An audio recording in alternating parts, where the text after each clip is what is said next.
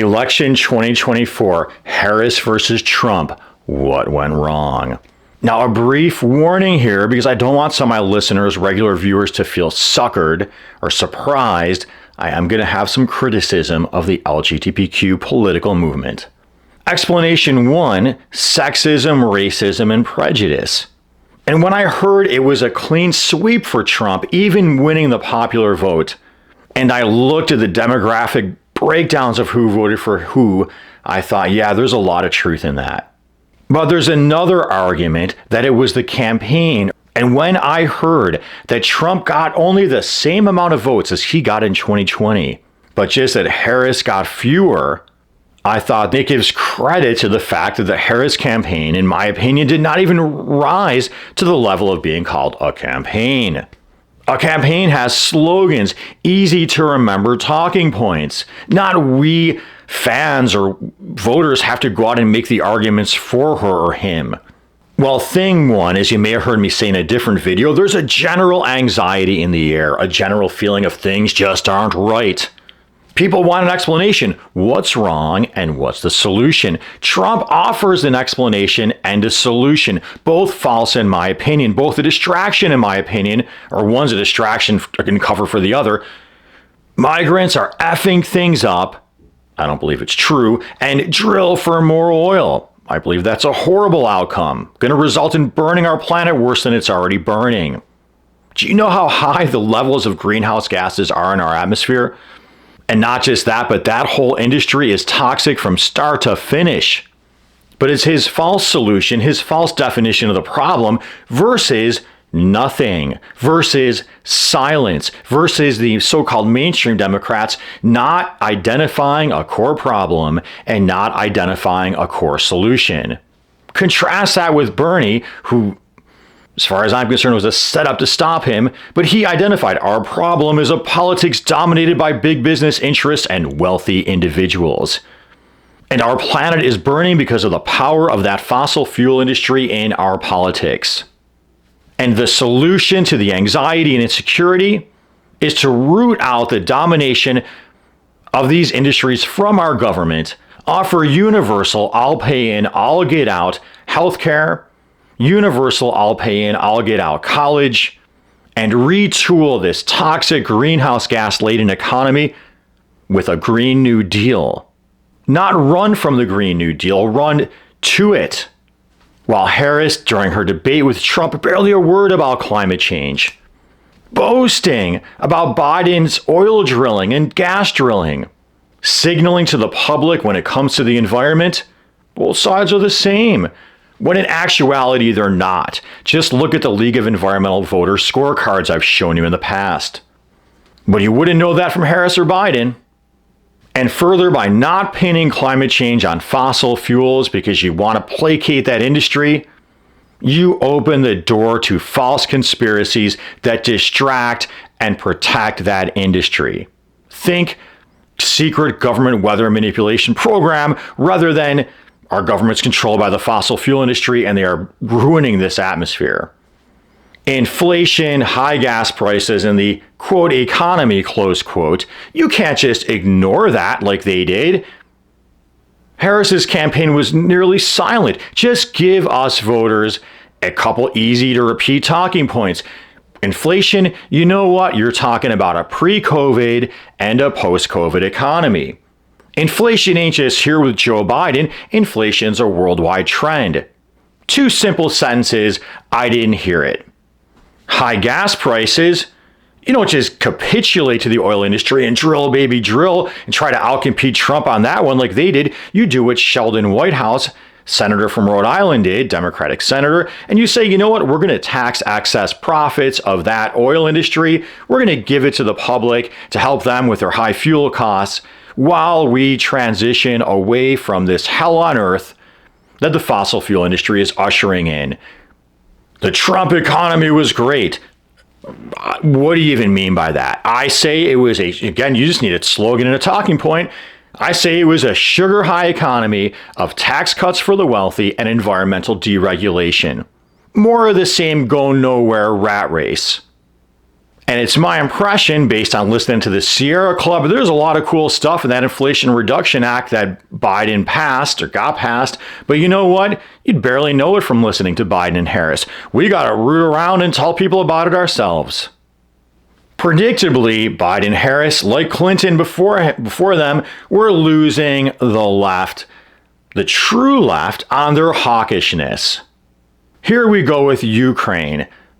The Marxist left, or those open to Marxism, would not interpret this as a battle between authoritarianism and democracies as the liberals were convinced it is, or was. They would view it, and I believe they would view it, as a continuation of a post-communist world that we ushered in by the constant harassment and hectoring of any nation or political party or even individuals who dared to call for a public sector option. And you know what? When you strip away all the ideology, real and imagined, basically all that Soviet Union was a public sector economy. Everyone gets to be a civil servant, a pension, etc., etc. And part of the tactic to break that thing up was ethnic and religious nationalism, supporting jihadists in Afghanistan under Ronald Reagan, barely talked about, and supporting ethnic nationalism in Ukraine under Reagan again. But not just does this feel to some of us like a continuation of the breaking up of our planet into ethnic warfare, it feels like, from a true left point of view, another massive pork to the military-industrial complex and defense industry. Remember, I showed you that expansion of NATO was lobbied for by that very industry. And when you look at it objectively, let's think of one of NATO's big achievements, the overthrow of Muammar Gaddafi in Libya. And now today, Libya stands as a war-torn hell years and years later. Well, when it comes to Israel and Palestine, and what sure looks to a lot of us like the slaughter of the people of Gaza and terror in the West Bank perpetrated by elements within Israeli society, and I want to note, not all Jewish people and not all Jewish Israelis stand for this. There's plenty of opposition, plenty of ignored opposition. It sure looks like ethnic cleansing. We are supporting that, arming that. No one's happy with it. Not only what I call the true left, those standing up to that military-industrial complex, but even now the liberals are not happy with that one. Dispiriting the base. Everyone would have expected the Democrats to take a more even, balanced approach to that one. Immigration. Here, Biden and Harris seem to want to have it both ways. They're tough on immigration, but then they're also saying they're more humane. Well, you know what? You're not going to beat Trump on tough on immigration. And if you want to argue for being more humane, then you need to make some arguments in defense of immigration. One, the Bible. Welcome the stranger. It's right in there.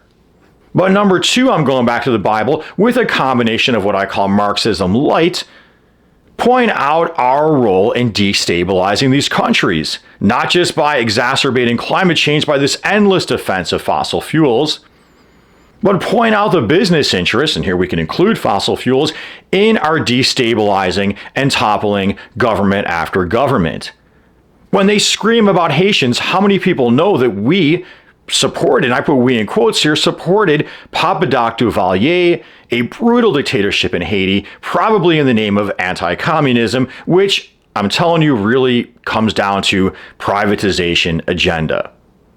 And under Bush Jr., we supported a coup against Aristide. No big outcry about it. No one knows this stuff. El Salvador, another crime-ridden place. But that's a place where we won the Cold War. Iraq speaks for itself. If you don't point that out, then it looks to people like the world's all left up, man, and we got it reasonably safe here. They're just going to come here and bring their troubles. I don't want it. You got to explain our underreported role and that it was done for these different business interests. If you don't, it's not going anywhere. Naomi Klein, author of Shock Doctrine, I heard her in an interview say before Harris got defeated that she was really worried about the campaign because Harris is trying to win without the base, parading around with Liz Cheney. Liz Cheney, whose claim to fame is being the daughter of one of the architects of the Iraq invasion, Mr. Fossil Fuel Industry meets Military-Industrial Complex, Dick Cheney, and that's her dad, and Liz Cheney is also a lesbian. So now we combine LGBTQ pride with the military-industrial complex. That does not sound like a winning combination to me. Now here, liberals and leftists alike will disagree with me, maybe even be horrified, but I believe, and I hope I'm wrong on this one, because it'd be nicer and you might expect me just to be able to say that criticism of LGBTQ and trans is really a way to divide the working class, and that's all it is. And I wish that's what I thought, because my life would be easier. But in reality, I feel like these one-sided narratives have undermined the left in many, many ways. Going to the Bible, yes, do not pick on or persecute the meek. Blessed are the meek. Right out of the Bible. And yes, it's a free country, but there really is a feeling out there of social coercion, of people feeling like they have to use language that does not make sense to them, go along with things that do not make sense to them, or risk losing a job or social ostracism, especially ostracism with any of the broadly liberal circles that are out there.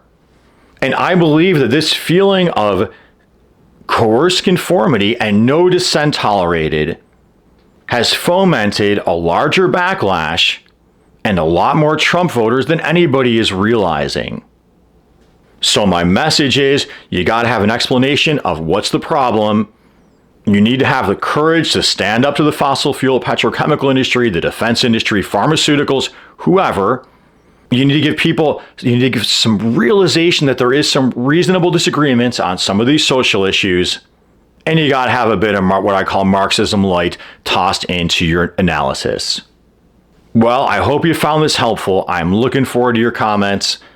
Thank you for subscribing, liking, donating a Patreon if you've done so.